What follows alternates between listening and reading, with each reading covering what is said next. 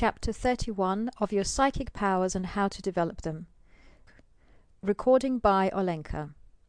Your Psychic Powers and How to Develop Them by Hereward Carrington. Personal magnetism. We all know the difference between a positive and a negative personality, between an individual who is naturally successful and one who is not. The former seems to attract to himself success, happiness, and prosperity. The latter seems to repel it. It's not necessary for a naturally positive person to say anything or to perform any action in order to make us feel this power within him. It seems to radiate silently from him as a form of power. Many times, doubtless, we have all stepped into a room, an elevator, etc., and immediately felt the strong personality and presence of an individual of this character, possessing much natural magnetism. They may know nothing of this power, perhaps hardly realize that they possess it, although they do, in many cases to a remarkable degree. Properly developed and utilized, this power helped to make the great names in history. We may, all of us, cultivate and develop this power to a great extent by proper practice, and the degree to which we can develop it will make us successful accordingly, not only in the material things of this world, but will also enable us to achieve mental and spiritual heights which the ordinary person cannot attain. The inexhaustible supply. We must constantly bear in mind that there is an unlimited supply of cosmic energy, and this will develop personal magnetism to the degree to which we can draw upon it. Exercises for doing so have been given in a previous chapter. We must have confidence in ourselves and in our powers, for confidence in self breeds confidence in others, and fear weakens both the brain that plans and the hand that executes. We must use suggestion rightly in our conversation with others, and without appearing to do so, constantly give such suggestions as are likely to take root in the mind, and this must be hammered in by constant repetition. Finally, we must not waste the magnetism we may possess by nervous habits, such as tapping on the floor or table with the fingers, pacing up and down the room, etc. In short, all unnecessary gestures. If we save our energy in this way, it is the same as if we received more of it, and this we can utilize to good account. The physical factor. Personal magnetism depends upon various factors. First of all, sound physical health is essential. Without it, there is little virility, and upon the presence of this vital stamina, success largely depends. Theodore Roosevelt's dominating personality was due largely to his extraordinary physical energy. Large muscles are not necessarily a sign of this. It is the vital constitution which must be strengthened, and in order to accomplish this, the internal organs must be in a healthy condition. Proper exercises devoted to stimulating their function should be taken for a few minutes daily, and in this connection the student would do well to consult one or two good books on physical culture, giving directions of this character. Bending movement of all kinds are especially helpful. Deep breathing exercises, which tend to expand the lungs, chest, and diaphragm, are to be recommended. And if you can stimulate the solar plexus and internal organs by deep breathing exercises, this will go a long way towards rousing the vital currents of the body. The inner physical causes for this will be explained more fully in subsequent chapters. The mental factor. Next, the mind must be trained and cultivated in certain directions and channels. Just here, the student would do well to turn back and reread the directions given in Chapter 7, Self and Soul Culture, where practical advice on success and its attainment is given. The practice of concentration, Chapter 24, would prove very helpful here. Relaxation both of body and mind should follow this. The improvement of memory by various methods would greatly add to the strength of the psychic personality, since it is upon memory that the thread of personality depends. Attention upon any given subject should be cultivated, and you should never allow yourself to perform any action automatically which should be conscious.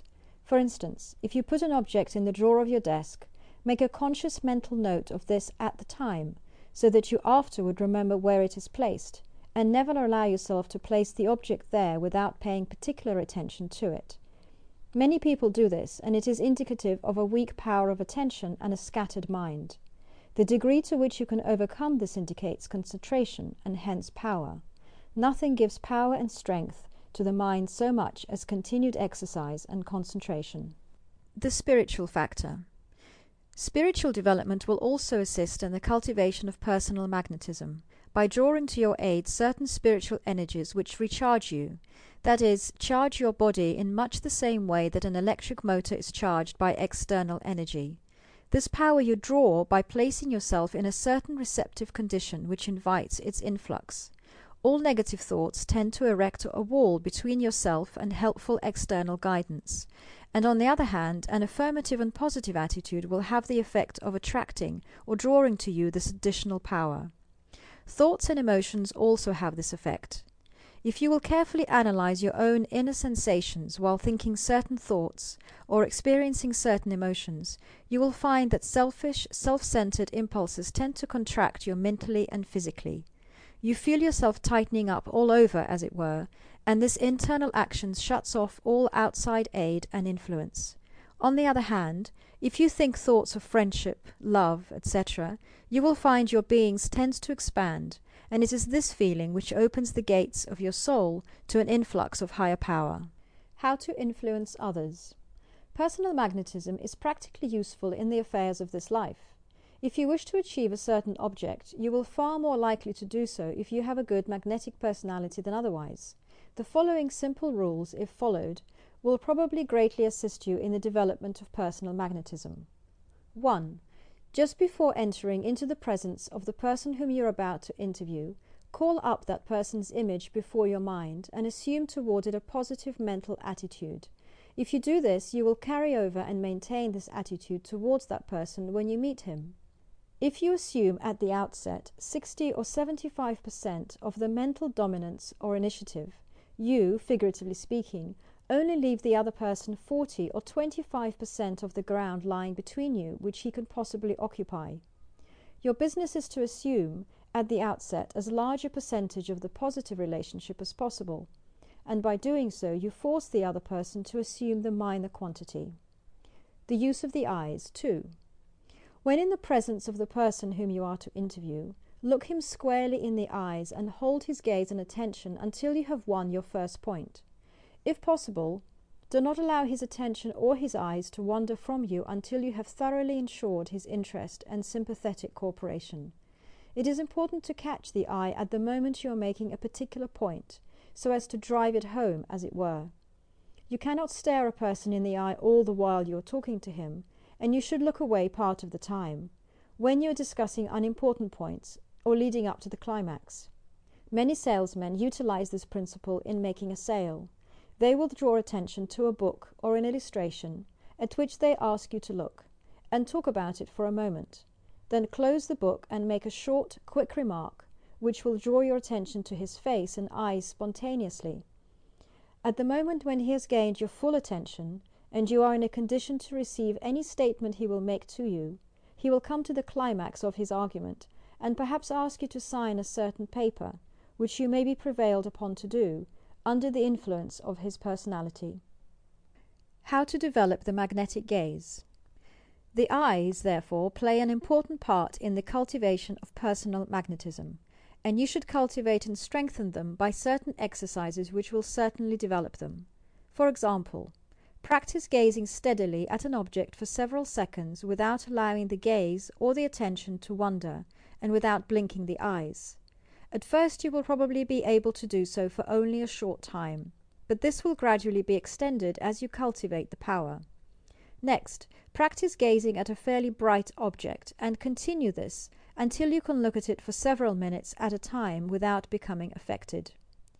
When you look into the eyes of another person, do not look blankly, but will, at the same time, and throw the whole force of your personality into your gaze, feeling that you will influence that person to do as you wish.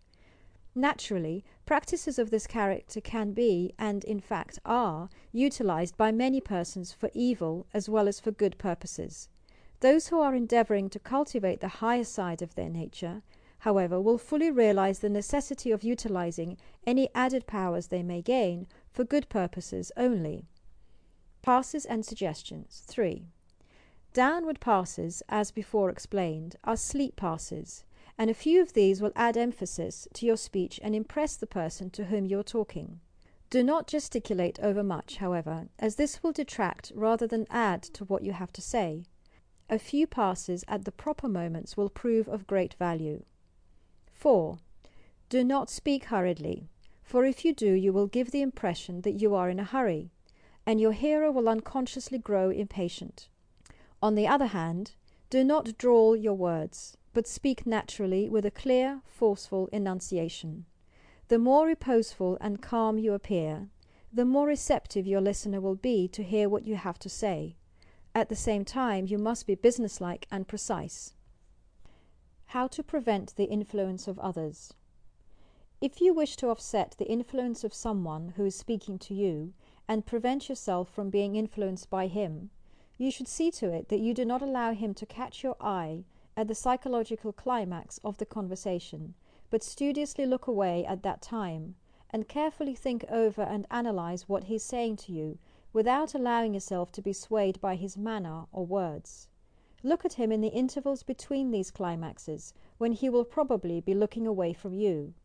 Hold your mind in a positive attitude, and never allow yourself to be hurried into anything.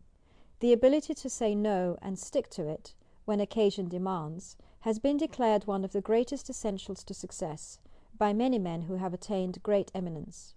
As Abraham Lincoln once remarked, "Be sure you are right, and then go ahead." A clear mind and inner mental repose will greatly add to your power in these directions. Helpful application.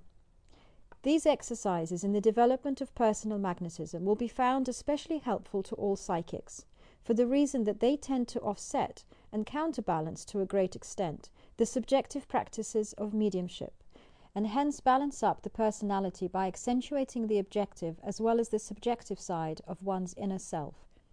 All those who are developing psychic powers and mediumship should, therefore, while leading their daily lives, endeavor to follow the principles herein laid down, and develop their own natures along these lines. They will find that it will prove very helpful to them and preserve that just balance we term health. End of chapter 31.